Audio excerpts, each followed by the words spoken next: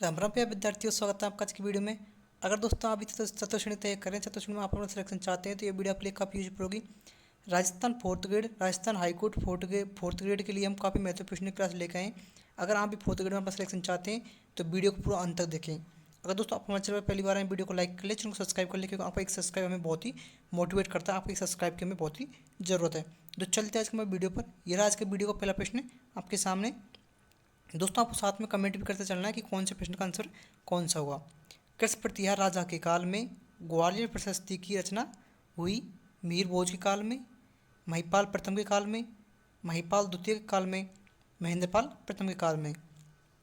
ग्वालियर प्रशस्ति की जो रचना हुई थी दोस्तों वो मीर भोज के शासनकाल में हुई थी। ऑप्शन ए इसका करेक्ट आंसर होगा। चलते मैं अगले प्रश्न की ओर। ये रहा अगला प्रश्न आपके सामने। किस प्रतिहार राजा ने आदिव राय की उपाधि ग्रहण की थी। दोस्तों ऐसा प्रतिहार राजा कौन सा था जिसने आदिव राय की उपाधि को ग्रहण किया था। मिहिर भोज, महेंद्रपाल, वत्सराज, नागवट द्वितीय। मिहिर भोज ने दोस्तों आदिव राय की उपाधि धारण की थी। यह दोस्तों अगला प्रश्न। प्रतिहार वंश का अंतिम शासक कौन था। मिहिर भोज, यशपाल, राज्यपाल, महिपाल। दोस्तों प्रतिहार वंश का जो अंतिम शासक था वो यशपाल था। ऑप्शन बी जिन भाइयों का आंसर आया उनका आंसर एकदम सही है। चलते हमारे अगले प्रश्न की ओर।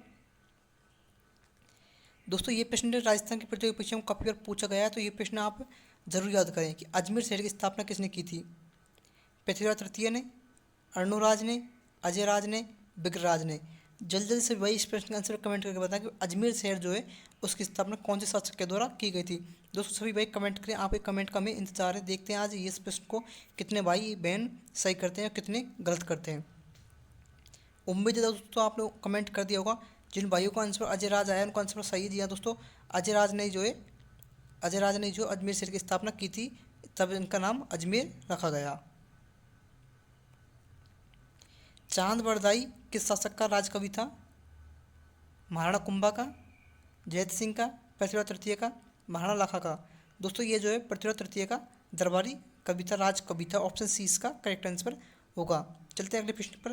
दोस्तों अगले प्रश्न में चलने से पहले अगर आपने अभी तक हमारी वीडियो को लाइक कर चैनल को सब्सक्राइब नहीं किया है, जल्दी से वीडियो को लाइक कर लें, चैनल को सब्सक्राइब कर लें।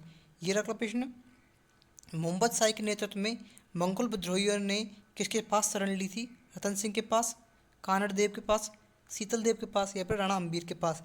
तो दोस्तों मोहम्मद शाही के नेतृत्व में जो मंगोल विद्रोही थे उन्होंने जो है हम्बीर देव के पास शरण ली थी। ऑप्शन डी हम्बीर देव इसका करेक्ट आंसर होगा। रानी रंग देवी का ऐतिहासिक जोर संबंधित था चित्तौड़गढ़ से, सिवाना से, रणथंभौर से, या फिर जालौर से।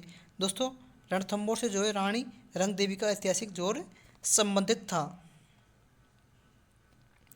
चौहान शासक जो कवि बांधव के रूप में जाना जाता है कौन था। अजयराज, पृथ्वीराज तृतीय, बिग्रराज चतुर्थ, अर्णोराज। दोस्तों बिग्रराज चतुर्थ जो है इन्हें कवि बांधव के रूप में जाना जाता है। ऑप्शन सी इसका करेक्ट आंसर होगा। चलते मैं अगले प्रश्न की ओर। रणथंभौर के चौहान वंश का प्रवर्तक कौन था। पृथ्वीराज, गोविंदराज, हम्बीर देव, उदय सिंह। दोस्तों गोविंदराज जो है रणथंभौर के चौहान वंश के प्रवर्तक माने जाते हैं। चलते हैं अगले प्रश्न की ओर। ये अगला प्रश्न के सामने। अढ़ाई दिन के झोंपड़े में हरिकेली नाटक के अतिरिक्त किस रचना को खुदवाया गया था। ललित बिग्रराज को, प्रबंध कोश को, रमजाई इस कथा को, द्रव्य परीक्षा को। दोस्तों ललित बिग्रराज जो इसका करेक्ट आंसर होगा। जलाउद्दीन खिलजी ने रणथंभौर पर आक्रमण कब किया था। 1286 में, 1291 में, 1290 में, 1292 में।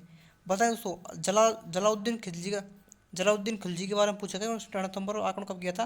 तो सन 1291 में जो है जलाउद्दीन खिलजी ने रणथंभौर पर आक्रमण किया था।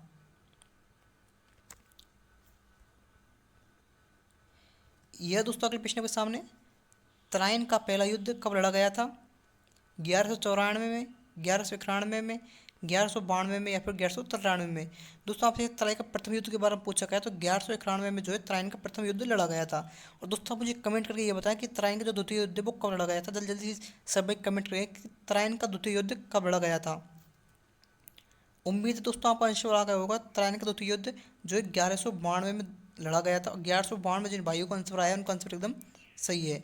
अगर दोस्तों आपको हमारी वीडियो अच्छी लगी हो तो वीडियो को लाइक कर लें, चैनल को सब्सक्राइब कर लें और कमेंट बॉक्स में एक प्यारा सा कमेंट कर दें, जय श्री राम।